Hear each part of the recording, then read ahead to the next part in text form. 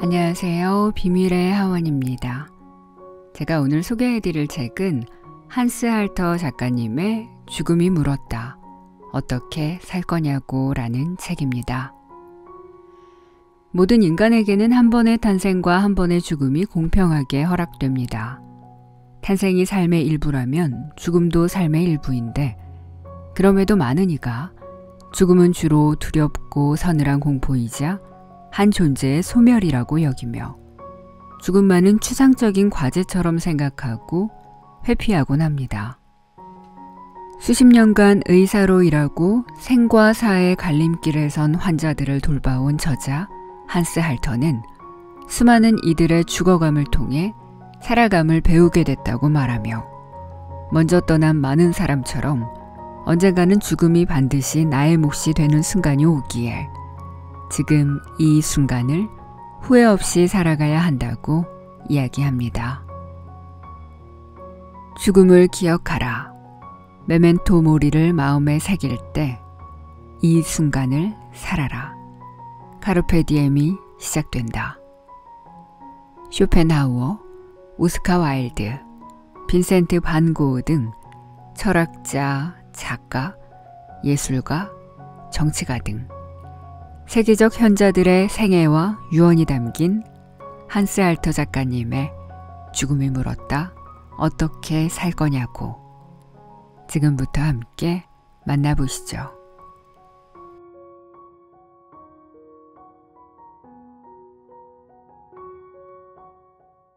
부처.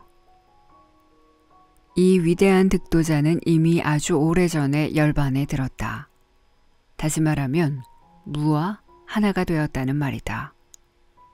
그러한 죽음은 불교의 창시자가 가르쳐 왔던 것처럼 존재의 아픔으로부터의 영원한 해방이며 인간의 가장 고귀한 목표라 할 수 있다. 해탈에 이르기 위해서는 덕을 쌓으며 깨달음을 얻어야 한다. 따라서 일반적으로 불교 입문자가 단 한 번의 시도로 그 경지에 도달하는 것은 불가능하다. 또한 부처는 사람은 어떤 모습으로든 윤회를 하며 그로써 그 혼은 끝없는 속죄의 길을 걷는다고 말했다. 그리하여 하녀의 혼이나 공주의 혼도 생전에 쌓은 업에 따라 개미나 코끼리 같은 동물로 또는 식물로 다시 태어나는 윤회의 길을 걷는다는 것이다. 훗날 부처로 불리게 된 시타르타는 원래 히말라야 산맥 기슭에 자리를 잡은 부유한 왕족이었다. 29세의 이 젊은이는 종교적 깨달음을 위해 부인과 자식 그리고 화려한 생활과 인연을 끊었다. 그는 집과 가족을 버리고 고행과 수도를 하며 설교자의 고되고 힘든 삶을 시작했다. 이러한 심경의 변화는 4번의 여행을 겪으면서 생긴 것으로 전해진다. 여행 중에 시타르타는 한 노인과 병자, 망자, 고행자를 만났고 그때부터 인간의 고통에 눈을 뜨고 새로운 깨달음을 얻게 됐다고 한다. 그의 종교적 가르침에 의하면 사람은 죄에 따라 벌을 받고 쌓은 덕에 따라 상을 받게 된다고 한다. 불교는 기독교와 달리 부처가 살아있는 동안에도 대성황을 이루었고 그 가르침은 아직까지도 지속되고 있다.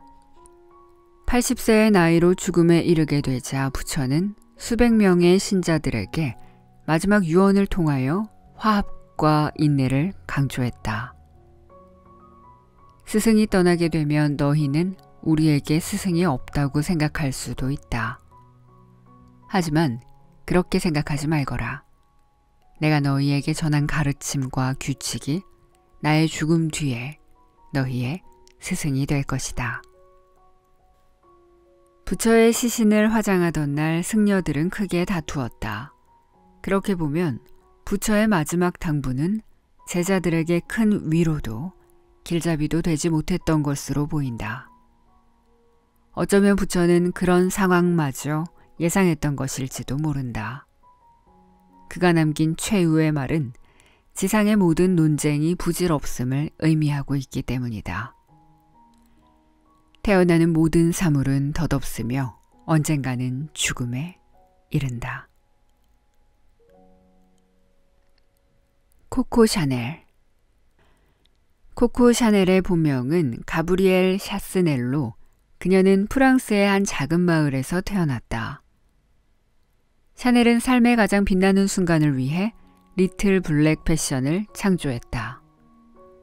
또한 샤넬 복장을 착용한 여성이 스타일과 분위기 등 그 모든 것을 조화롭게 완성하기 위해서는 샤넬 넘버 5 향수를 뿌려야 한다고 조언했다. 보수적 여성관이 지배적이던 1970년대. 당시에도 샤넬은 이미 전문직 여성으로서 패션계의 다른 동료들과 달리 지난 세기의 여성상을 변화시키며 새로운 주장을 펼쳤다. 샤넬은 1년 동안 새로운 스타일을 창조했다. 처음에는 커다란 챙이 달린 모자로 시작하여 그 다음에는 코르셋과 긴 치마를 없애버렸고 또 수영복과 유혹적인 패션 소품들을 창조했다. 그리고 죽을 때까지 늘 새로운 유행을 창조하는 파리의 패션 하우스를 운영했다.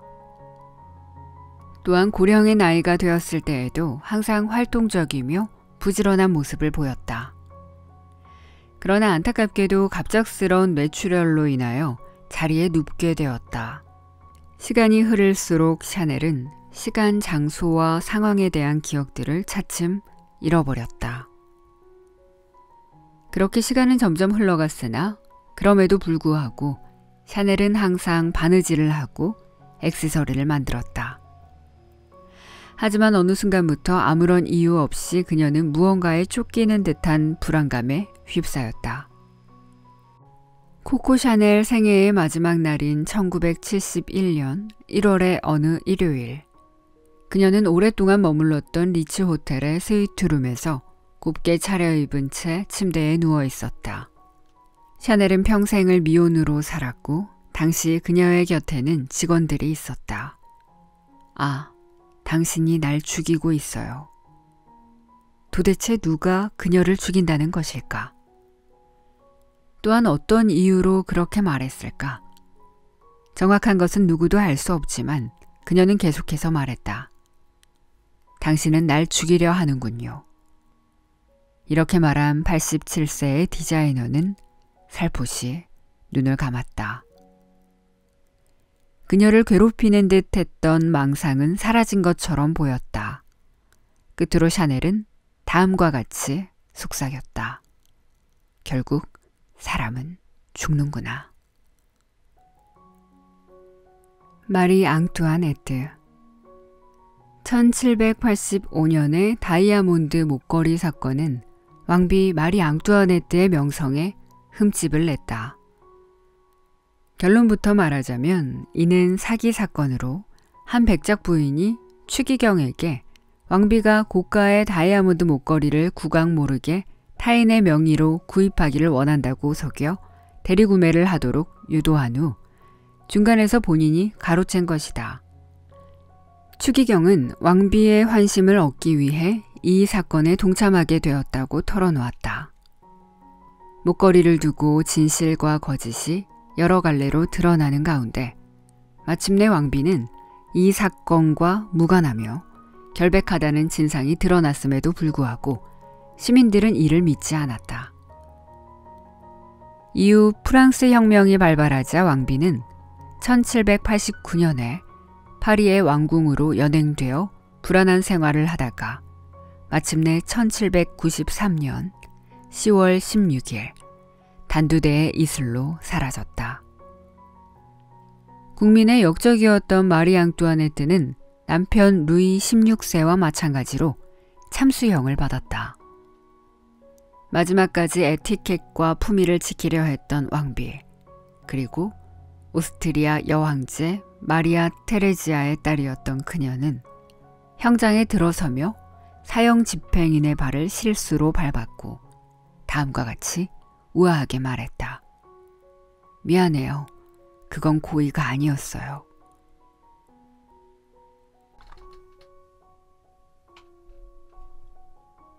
칭기즈칸. 칭기즈칸의 기마부대는 무적이었다. 기마부대는 늘 활과 화살, 휘어진 검과 창, 그리고 방패를 지니고 다녔다. 그들이 타는 말은 야생마였으며 기병들 또한 야생마처럼 강력한 힘을 소유했다. 매주 무려 600km를 이동할 수 있었기 때문에 마치 번개처럼 여기저기에서 전쟁을 치룰 수 있었다. 인류 역사상 가장 위대한 군사 전략가이자 정복자로 칭송받는 칭기즈칸은 항상 수만 명의 기마부대를 이끌고 전투를 치렀으며 모든 전투에서 승리했다. 그의 군사들은 활 쏘기에도 뛰어났다. 순간적으로 왼쪽을 주시하면서 오른쪽 관역을 정확히 맞췄고 말을 타고 전진하면서 뒤를 돌아보며 화살을 쏘기도 했다. 그의 승전보는 전 세계에 무섭게 퍼져나갔다. 칭기즈칸이 죽은 뒤 그의 아들들은 인류 역사상 가장 커다란 왕국을 지배했는데 그 규모는 중국과 태평양 해안으로부터 인도와 동양의 여러 나라를 포함하여 서유럽까지 이르렀다. 칭기즈칸은 정복한 지역에 새로운 여러 도시를 세웠음에도 어느 한 곳에 정착하지는 않았다. 오직 대초원과 전쟁만이 그의 운명이었다. 칭기즈칸이라는 칭호는 진정한 세계 군주 또는 바다와 같은 지배자라는 의미로 그의 위상을 그대로 나타내는 것이라 할 수 있다.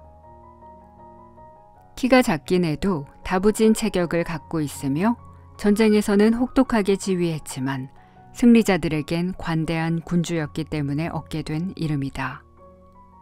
또 그는 정복에만 능한 것이 아니었다.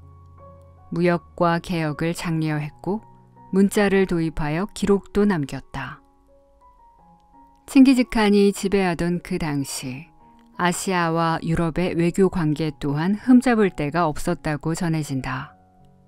하루는 칭기즈칸이 사냥을 하던 중 붉은 여우를 뒤쫓다 말에서 떨어지는 사고가 발생했다.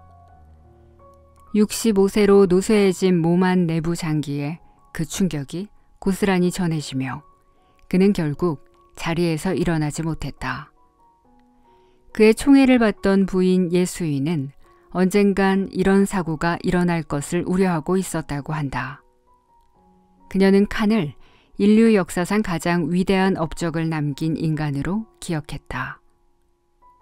자신이 일으킨 전쟁으로 무려 약 500만 명 내외의 사람을 죽음으로 내몬 칭기즈칸은 거칠었던 그의 삶과 대조적으로 매우 평온한 마지막을 맞이했다. 그의 마지막 말은 다음과 같다. 죽음이 도대체 무엇인지 알 수 없을 정도로 충분히 잠을 잤구나. 그 후 칭기즈칸은 하늘로 올라갔다. 대초원 어딘가에 숨겨져 있다는 그의 무덤은 끝없는 연구와 탐사에도 불구하고 끝끝내 그 위치가 밝혀지지 않았다. 모든 기마의 주인이었던 칭기즈칸은 자신이 잠든 곳의 흔적을 영원히 감추기 위해 수천 명의 기수들로 하여금 무덤 위를 활보하라는 명을 내렸다고 한다. 어니스트 해밍웨이. 노벨문학상 수상자이자 20세기의 가장 대중적인 인기를 얻었던 작가들 중 한 명인 해밍웨이는 한때 자살이라는 선택지는 전혀 염두에 둔 적조차 없던 아주 건장한 사나이였다. 그는 제1차 세계대전과 제2차 세계대전, 그리고 스페인 내전에도 직접 참가했으며 비행기 사고와 바다 위의 위험한 항해까지 몸소 체험했다. 1959년 해밍웨이는 미국 아이다호주 캐첨에 있는 집을 구입했는데 그는 내내 심한 우울증에 시달리다가 결국 그곳에서 사냥용 엽총으로 자신을 쏘았다. 평소 눈부시던 은발을 자랑하던 그의 머리가 충격으로 인해 몸통에서 떨어져 날아갔다. 그의 유언은 따로 전해진 것이 없고 그 대신 선벨리에 있는 기념비에는 그가 살아생전 세상을 먼저 떠난 친구를 위해 쓴 추도문이 쓰여 있는데 그 내용은 다음과 같다. 그는 무엇보다도 가을을 사랑했다. 미로나무 잎사귀는 노랗게 물들고 그 잎사귀는 송어가 헤엄치는 개울 위를 떠내려가며 높은 언덕 위로는 바람 한 점 없는 푸른 하늘만 있구나. 이제 그대도 자연의 하나로 영원히 남기를. 표도르 도스토옙스키. 도스토옙스키는 독일의 소설가 토마스 만의 말을 인용하자면 모든 장면이 온 신경 조직에 경련을 일으킬 정도로 자극적인 작품을 남긴 작가이다. 모스크바에서 출생한 그는 28세가 될 때까지 투쟁적인 사회주의자이자 무신론자였다. 1849년 차르의 재판관은 그가 가진 정치적 성향에 대해 벌을 내렸다. 교수형을 선고한 것이다. 그러나 교수 때의 밧줄을 눈앞에 두고 도스토옙스키는 4년간의 시베리아 유형을 떠나는 것으로 감형받았다. 이런 놀라운 경험 후 그리고 병으로 고통받으면서 도스토옙스키는 독실한 러시아 정교회의 교인이 되었다. 현대소설의 창조자인 그는 새로움과 대담함이 넘치는 방대한 작품들을 집필했지만 러시아의 작가 고골처럼 문학이 그를 평온하게 하거나 기쁘게 하지는 못했다. 그래서인지 그는 종교에 집착했으며 비정상적일 정도로 향이나 성화, 초를 주변에 두었고 주교들을 항상 찾았다. 그러나 그의 강한 러시아적 정신만큼은 쉽게 무너지지 않았다. 그가 죽기 전 해에 열린 작가 푸시킨을 기리는 축제에서 도스토옙스키는 러시아적 정신이란 인류적이고 단합적인 것이라고 연설했다. 그러기 위해서는 위대한 조화를 이뤄야 하고 또한 그것이 이루어질 때 유럽에서 벌어지고 있는 불협 화음을 조정할 수 있을 것이라고 단언했다. 청중들은 그의 연설에 매료됐으며 그중 대부분은 눈물을 흘렸고 몇몇은 기절까지 했다. 그러나 이와 반대로 도스토옙스키는 자신의 개인적인 삶의 행복에 대해서는 경계를 긋곤 했다. 어느 날 하루는 그가 서재에 무거운 책장을 옮기다가 폐와 연결된 혈관이 터지는 사고를 겪게 되었다. 하필 당시 그는 여동생과 유산 문제로 다투곤 했었는데 그 스트레스까지 더해져 결국 죽음에 이르게 되었다. 내가 오늘 죽는다는 것만큼은 확실해졌어. 도스토옙스키는 생을 마치던 날 부인에게 말했다. 그녀는 남편의 주위에 초를 켜고 성경을 읽어주었다. 신이시여, 나를 이곳에 버려두지 마세요. 표도르 도스토옙스키는 간절히 기도했고 몇 분 후에 사망했다. 루트비히판 베토벤. 나에게 주어진 가장 고귀한 재능, 청각이 거의 소실됐음을 깨달았다. 독일의 위대한 음악가가 32세의 나이에 자신의 유언장에 앞과 같이 기록했다. 그로 인해 나는 흡사 유배지에 고립된 사람처럼 살아야 한다. 주변 사람들이 멀리서 들려오는 플룻의 소리를 듣는 동안 난 들을 수 없었다. 그때 느꼈던 수치심이란 단지 신체 능력의 일부가 사라진 것으로 볼 수도 있겠지만 내게는 내 삶을 마감한 것이나 다름없다. 예술, 그것만이 나에게 살고자 하는 의지를 부여한다. 베토벤이 남긴 138개의 작품들은 약 200년에 가까운 시간이 지난 현재까지도 인류의 보물로 인정받고 있다. 독일의 도시 본에서 태어난 베토벤은 자신의 남다른 재능에 대해 일찍부터 스스로 깨닫고 있었다. 그의 아버지와 할아버지도 비록 천재성을 띠지는 못했지만 실력 있는 음악가였기에 베토벤은 어려서부터 음악 수업을 받을 수 있었다. 그러므로 어릴 때부터 작곡을 시작했다는 사실은 그리 놀라운 일도 아니다. 베토벤은 작곡가와 피아니스트, 비올라 연주가들로부터 그의 작품에 대해 점차 호평을 받기 시작했으며 예술을 사랑하던 합스부르크가의 지배하에 놓여있던 오스트리아의 화려한 수도 빈에서 눈부신 성공을 거두었다. 그러나 베토벤은 그에게 내려진 가혹한 운명으로 인해 고독하게 살아갈 수밖에 없었다. 그는 늘 절제된 생활을 했고 하루하루를 핸디캡으로부터 자신의 음악적 재능을 보호하는 데 혼신의 힘을 다했다. 그런 노력으로 인해 베토벤은 삶의 마지막 해까지 창의적인 작곡 활동을 할 수 있었다. 이윽고 베토벤은 그의 교향곡 9번을 세상에 떠나기 3년 전에 완성시킬 수 있었다. 그 심포니에는 실러의 환희의 송가에 곡을 붙인 세계적으로 잘 알려진 합창곡들이 수록돼 있다. 그러나 이 시기에는 또 다른 질병들이 생겨나며 이미 청각을 잃은 베토벤을 계속해서 괴롭혔다. 전립선 확장으로 인하여 방광에 통증이 생겼고 간이 손상되었으며 무엇보다 호흡곤란과 심장병이 그를 고통스럽게 했다. 의사들은 그의 상태를 수종으로 진단을 내렸다. 임종 성사를 치르기 위해 성직자를 부르려 하자 베토벤은 그의 곁을 지키고 있던 두 친구들에게 말했다. 친구들이여, 박수를 치게나. 드디어 이 희극이 막을 내리지 않나.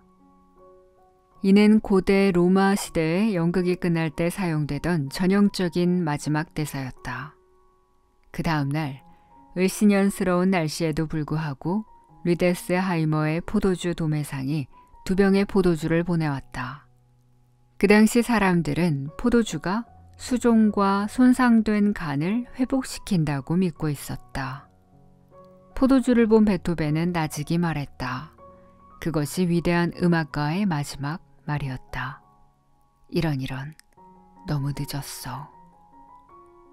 레프 톨스토이. 톨스토이는 그의 전 생애 동안 인류 존재의 의미를 찾으려 노력했다. 그는 전통 있는 귀족 가문의 부유한 백작으로 러시아 제국의 많은 유명인들과 친척 관계였다. 그래서 다른 작가들과 달리 노동과 빈곤 그리고 사회적 문제만 다루는 글을 고집하지는 않았다. 그는 고대 기독교의 기본 이념인 비폭력을 받아들였고 또한 무정부주의의 매력을 느꼈다. 그는 그러한 것들을 자신의 삶에서도 그대로 실천하고 싶었으나 부유한 현실 속에서는 당연히 그렇게 할 수가 없었고 따라서 그는 소박한 삶이 무엇인지 알기 위하여 구두장이로 일하며 몸소 하층민의 생활을 경험했다. 훗날 그는 심각한 결혼 문제로 시달리게 되었다. 그의 부인 소피아는 굉장히 히스테릭한 인물로 아무런 이유 없이 늙은 남편을 병적으로 의심하고 시기했다. 그녀는 항상 많은 눈물을 흘리며 분노에 차 톨스토이에게 소리를 질렀다. 그럴 때면 어떠한 타협이나 양보도 먹히지 않았다. 그리하여 80대의 백작은 자신을 위해 그녀를 떠나기로 마음먹었다. 1910년 매우 추웠던 10월의 어느 날 톨스토이는 목적지도 정하지 않고 열차에 올라탔다. 당시 그의 친구이자 주치의였던 의사만이 동행했다. 톨스토이는 늙은 사람들이 주로 하는 것, 즉 자신의 마지막 날들을 고독과 평화 속에서 보내기 위해 세속적인 모든 생활을 버릴 것을 원했다. 톨스토이는 집을 출발한 지 이틀이 되던 날 기차의 3등석 칸 안에서 폐렴에 걸렸다. 주치의는 그 다음 정거장인 아스타포보에서 톨스토이를 붉은색으로 칠해진 철도원의 오두막방에 눕혔다. 아마 톨스토이는 삶의 모든 것이 끝나가고 있음을 느꼈을 것이다. 세계적 대문호가 쓸쓸한 곳에서 마지막으로 남긴 말은 다음과 같았다. 이것이 끝이로구나, 니체보. 니체보란 러시아어로 상관없다라는 뜻이다. 그리고 그는 다소 엉뚱한 최후의 질문을 던졌고 그 대답을 듣지는 못했다. 농부들은 어떻게 죽음을 맞이하나요? 테레사 수녀. 그 무엇도 가슴과 등의 끔찍한 통증을 줄여주지 못했기에 테레사 수녀는 생을 마감하던 해에 자신의 육체에서 마귀를 내쫓는 기도를 올렸다. 콜카타의 추기경은 그 기도를 허락하고 그 방면에 경험이 있는 한 신부로 하여금 악령을 내쫓게 했다. 떠나거라, 불순한 영혼이여. 그리고 신성한 영혼에게 그곳을 내어주어라. 신부는 괴상하고 시끄러운 소리와 춤으로 악령을 그녀의 몸에서 쫓아내려 했다. 사랑의 선교 수사회의 수도원에서는 어딘가 다른 치료가 시행되고 있었다. 마더 테레사는 기도를 받은 후에 나아지는 것 같아 보였다. 그러나 그녀가 즐겨 행하던 구호 여행은 더 이상 할 수 없었다. 가난한 이들과 2003회나 교류했지만 빈민의 어머니라 불리는 테레사 수녀에게는 아직도 할 일이 많이 남아 있었다. 그녀가 창시한 수도회는 122개 나라에 그 분회를 두고 있으며 총 3,600명의 수녀들과 신부들로 구성되었다. 테레사 수녀는 지난 수세기 동안 성공적으로 새로운 교회를 창시했다. 도대체 뭘까? 예수님은 나한테서 뭘 원하시는 걸까? 아그네스 곤자 보야지우는 임종하던 그날 아침 무력하게 자신의 자매들에게 질문했다. 수녀는 눈물을 흘리며 침대에서 일어나 기도를 했다. 호흡곤란과 심장의 통증, 그리고 열이 그녀를 괴롭혔지만 점차 나아질 것이라고 스스로 믿었다. 과거에 그녀가 돌보던 많은 환자들에게 의학적으로 설명되지 않는 그러한 기적이 일어났기 때문이었다. 그날 저녁 갑자기 정전이 일어났다. 인도에서는 흔히 일어나는 일이었다. 그녀의 침대 주변에 놓인 초들만이 불을 밝히고 있었다. 그러던 어느 순간 마더 테레사는 조용히 속삭였고 영원히 숨이 멈췄다. 주님, 당신을 사랑합니다. 마릴린 먼로. 할리우드에서 마릴린 먼로와 같은 이는 그 전에도 그 후에도 존재하지 않았다. 세계적인 스타로 발돋움했을 때 그녀는 젊었다. 물론 사망 당시에도 그녀는 젊었다. 바로 그 점 때문에 마릴린 먼로라는 이름이 아직까지도 빛을 발하고 있는 것일지도 모른다. 마릴린 먼로는 나이를 불문하고 전 세계의 남성들에게 매력을 어필했다. 이 매력적인 배우는 영화는 물론이고 실제 삶 속에서도 큰 사랑을 받았다. 그녀에게는 미국 대통령 존 F 케네디를 포함해 이름 모를 수많은 연인들이 있었다. 그리고 출연한 영화들은 그녀의 명성에 걸맞게 대부분 세계적인 성공을 거두었다. 그러나 죽음은 너무나 빨리 찾아왔다. 감독이자 배우인 존 슈스터는 먼로의 허망한 죽음을 두고 이렇게 말했다. 할리우드가 마릴린을 죽인 것이 아니다. 그녀를 죽인 것은 망할 의사들이다. 그녀가 약물 중독에 빠졌을 때 그들이 그녀를 죽음으로 몰고 갔다. 먼로는 수면제와 신경안정제를 과용했고 때로는 폭음을 했다.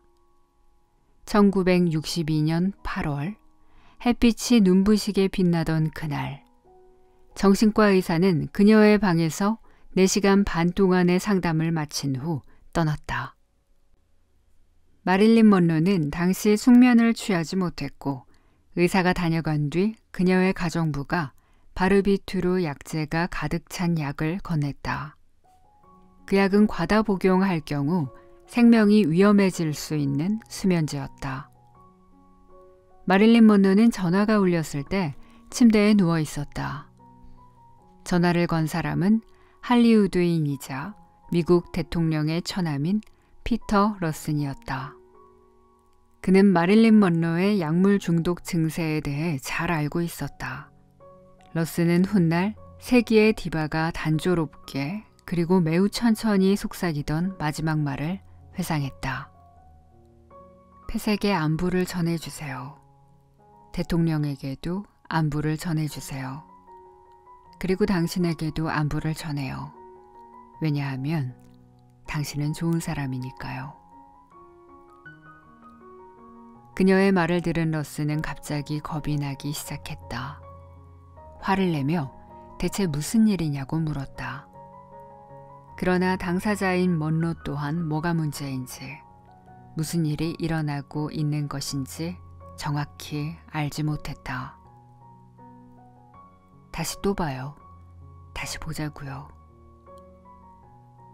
다시 보자던 그녀는 그 약속을 지키지 못하고 3시간 뒤 영원히 잠들었다.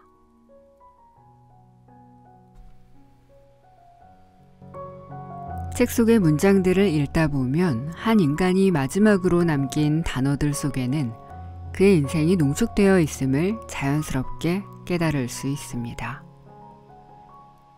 언젠가 반드시 죽는다는 것을 기억하라. 그보다 더 확실한 삶의 철학은 없다. 비밀의 하원이 들려주는 한스 할터 작가님의 죽음이 물었다. 어떻게 살 거냐고는 여기까지입니다. 오늘도 비밀의 하원을 찾아주신 여러분 고맙습니다. 저는 다음 시간에 또 좋은 책 들고 찾아올게요. 하루를 시작하는 분들은 좋은 하루, 하루를 마무리하시는 분들은 편안한 밤 되세요.